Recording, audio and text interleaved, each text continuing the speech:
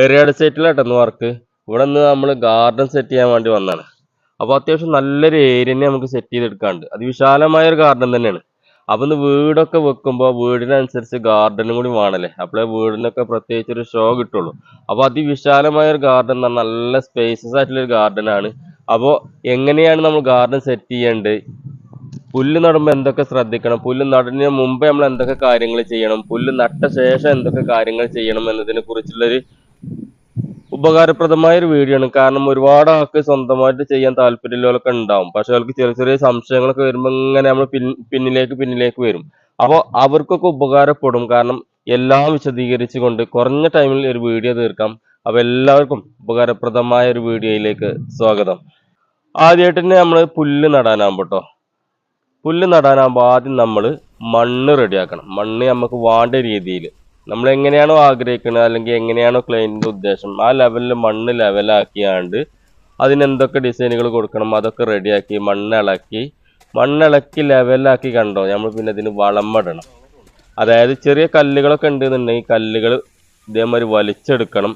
എന്നിട്ടും കല്ല് പിന്നെ ഉണ്ടെന്ന് തോന്നുകയാണെന്നുണ്ടെങ്കിൽ നല്ലോണം വെള്ളം ഒഴിച്ചിടുക. പിറ്റേന്ന് ഒന്നും കൂടി വലിച്ചാൽ ആ കല്ല് നമുക്ക് പൂർണ്ണമായിട്ട് നീക്കാൻ കഴിയും. അപ്പോൾ പരമാവധി കല്ലുകൾ ഒഴിവാക്കുക. കല്ലുകളുള്ള സ്ഥലത്ത് വേരുകൾ പിടിക്കാൻ ബുദ്ധിമുട്ടായിരുന്നു. അപ്പോൾ ചിലപ്പോൾ നമ്മളെ പുല്ല് നശിച്ചു പോകാൻ സാധ്യത ഉണ്ട്. ഈ സൈറ്റിൽ നമ്മൾ ഇതാക്കുന്നത് പേൾ ഗ്രാസ് ആണ് നടുന്നത് കേട്ടോ. പേൾ ഗ്രാസ് ആയാലും ഏത് ഗ്രാസ് ആയാലും നടുമ്പോൾ നമ്മൾ ശ്രദ്ധിക്കേണ്ട കാരണം ഇതേമാതിരി കറക്റ്റായിട്ട് മണ്ണിനോട് യോജിപ്പിച്ച് വെക്കണം. നമ്മൾ വാങ്ങുമ്പോൾ ഇതേമാതിരി 3 മടക്കിൽ വരുന്നൊരു ഷീറ്റാണിത് പുല്ലിൻ്റെ.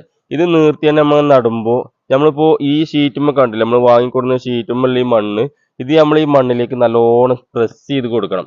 കാരണം ഇനി ഈ പുല്ലിങ്ങനെ എടുക്കുമ്പോൾ വെറും ഇങ്ങനെ നമുക്ക് കിട്ടാൻ പാടില്ല. കാരണം നമ്മൾ മണ്ണടക്കിയേ പോരാൻ പാടുള്ളൂ. അതിനു വേണ്ടി നല്ലോണം ഏത് രീതിയിലാണോ നമുക്ക് പ്രസ് ചെയ്യാൻ കഴിയുക അത്രയും നമ്മൾ പ്രസ് ചെയ്യുക. കാരണം എന്താ വെച്ചാൽ ചിലപ്പോൾ മുട്ടി കൊണ്ട് അടിച്ചമർത്തുന്നതിനും ഇതൊക്കെ പറഞ്ഞാൽ ഇവിടെ മണ്ണിട്ടൊരു ഏരിയ ആയതുകൊണ്ട് ഇങ്ങനെ ചവിട്ടി അമർത്തിയാൽ തന്നെ ക്ലിയർ ആവുന്നുണ്ട്. അപ്പോൾ പരമാവധി ഇത് നല്ലോണം ശ്രദ്ധിക്കട്ടെ, എങ്കിലേ വേര് പെട്ടെന്നേക്ക് പിടിക്കുള്ളൂ. അല്ലെങ്കിൽ എന്താ വെച്ചാൽ അമർത്തിയിട്ടുള്ള ചില സ്ഥലങ്ങളിലൊക്കെ ചിലപ്പോൾ മണ്ണിലേക്ക് തട്ടിയിട്ടുണ്ടാവില്ല, അവിടെയൊക്കെ ചെതൽ വന്നുകൊണ്ട് പെട്ടെന്ന് പുല്ല് നാശമാവും. അപ്പോൾ ഈ കാര്യം പ്രത്യേകം ശ്രദ്ധിക്കുക. പിന്നെ പുല്ലൊക്കെ നട്ട് കഴിഞ്ഞ് നമ്മൾ പ്ലാന്റുകളൊക്കെ നട്ട് കഴിഞ്ഞ് ഒരാഴ്ചയ്ക്ക് ശേഷം ചെറിയ തോതിൽ വളം ഉപയോഗിക്കുന്ന വീഡിയോ നമ്മളിതിൽ വളം ചെയ്യുമ്പോൾ നമുക്ക് ചെയ്തു തരട്ടോ. കാരണം വളമ ചെതൽ ഇതിനൊക്കെ നമുക്ക് മരുന്നടിക്കാണ്ട്. പേൾ ഗ്രാസ് ആണ് ട്രെൻഡിങ് ആയിട്ടുള്ളത്. അപ്പോൾ ട്രെൻഡിങ് ആകാനുള്ള കാരണം പേൾ ഗ്രാസിന് മെയിൻ്റെനൻസ് കുറവാണ്. പിന്നെ പെട്ടെന്ന് നമുക്ക് മണ്ണിൽ പെട്ടെന്ന് പൊടിക്കും, ഗ്രാസ് നശിച്ചു പോകില്ല അല്ലേ. മെക്സിക്കൻ ഗ്രാസ് ഒക്കെ ആണെങ്കിൽ നമ്മൾ നല്ലോണം മെയിൻ്റെനൻസ് ചെയ്ത് കൊണ്ടുനടക്കണം. എന്നാലും ലാസ്റ്റ് എങ്ങനെയായാലും നശിച്ചു പോകും. പെട്ടെന്ന് ചെതലിൻ്റെ കേടൊക്കെ വരും. പേൾ ഗ്രാസിന് ചെതലിൻ്റെ കേടൊക്കെ വരും, എന്നാലും അത് തരണം ചെയ്യും, കാരണം നശിച്ചു പോകില്ല. അപ്പോൾ പിന്നെ അതേമാതിരി നമ്മൾ പുറത്തുള്ള ആളുകളൊക്കെ വീട്ടിൽ സ്ഥിരമായിട്ട് നോക്കാനൊന്നും ആളില്ലെങ്കിൽ ഏറ്റവും നല്ല പേൾ ഗ്രാസ് തന്നെയാണ്. പേൾ ഗ്രാസ് ആകുമ്പോൾ വെള്ളത്തിന് കുറച്ച് കുറവായാലും ഒക്കെ പിടിച്ച് നിൽക്കും കേട്ടോ. പിന്നെ പറയാനുള്ളത് എന്താ വെച്ചാൽ തന്നെ നല്ലോണം വേണം.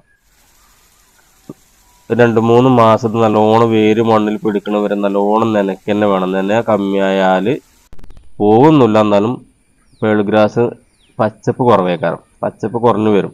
അപ്പോൾ നമുക്ക് കാണാനൊരു വൃത്തി ഉണ്ടാവില്ല. അപ്പോൾ നമ്മൾ ഫുള്ള് സെറ്റാക്കി വെച്ചിട്ടുണ്ട്.